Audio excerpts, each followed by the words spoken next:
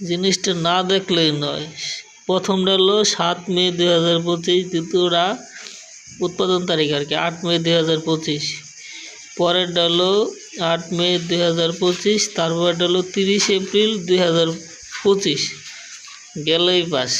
উল্টা পাস যদি দেখি, এটা ভিতরে একটা লটারি আছে, মানে টাকা দেব আর কি, গিফট ভাউচার।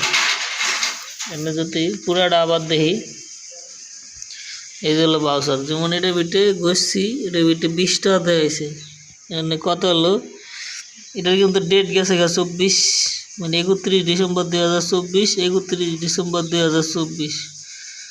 ওটারও সেম 31 ডিসেম্বর 2024, এটাও সেম। তাই যদি বানায় 25 সালে, কিন্তু লটারির ডেট গেছে 24 সালে, কেমনে কি ভাই?